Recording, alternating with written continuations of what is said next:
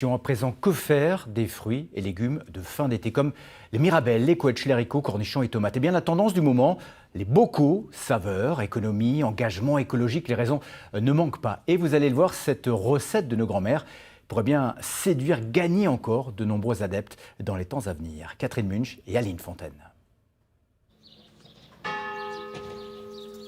Cette année, le jardin de Sandra lui offre des légumes à profusion. Tomates, concombres, poivrons et aubergines sont gorgés de soleil et mûrs à point pour la cueillette du jour. Je pense à tous les petits plats que je vais faire. Alors il y a plein de légumes, on les mange directement, pleine fraîcheur juste quand ça vient d'être cueilli. Et puis après, vu qu'il y en a énormément, je fais des bocaux pour cet hiver. Car Sandra fait partie des nouveaux adeptes de la conservation en bocaux. Elle partage ses recettes et les pratiques d'hygiène indispensables avec ses 120 000 abonnés, dont beaucoup de trentenaires, sur les réseaux sociaux. Par exemple, laisser refroidir les bocaux dans le stérilisateur, c'est pas à faire parce qu'il faut un refroidissement rapide. Donc on les sort de l'eau et on les laisse refroidir sur le plan de travail. On change aussi les joints à chaque stérilisation parce qu'un joint ne sert qu'une fois. Donc voilà, il faut bien respecter les normes d'hygiène pour faire ça en toute sécurité. Et là, c'est parti pour combien de temps? Là, on attend que ça atteigne 100 degrés et on compte 1h30 de stérilisation. Outre le plaisir du partage, Sandra a d'autres raisons pour conserver ses légumes en bocaux.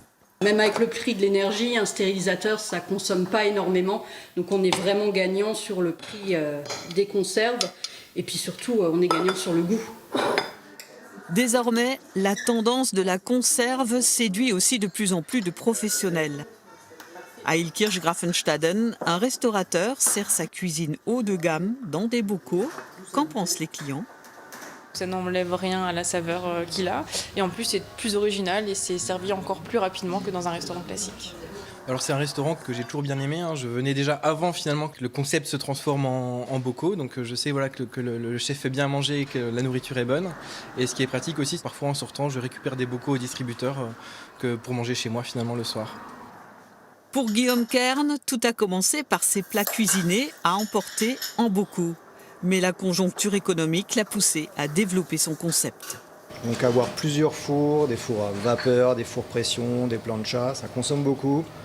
On est devant ce cas de figure d'avoir des factures difficiles à payer tout simplement. Un deuxième volet, trouver du personnel qui serait susceptible de travailler le midi et le soir en restauration, ça devient effectivement compliqué. On peut faire la même prestation avec beaucoup moins de cuisiniers, voire plus du tout de cuisiniers.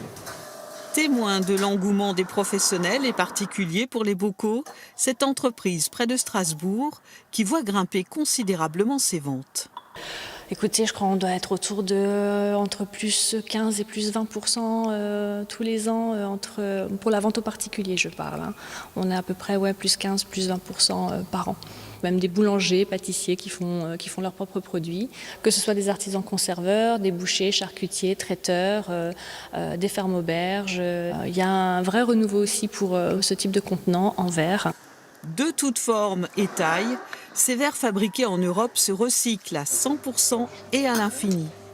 Une fois remplis, pasteurisés ou stérilisés dans les règles de l'art, ils se conservent à température ambiante.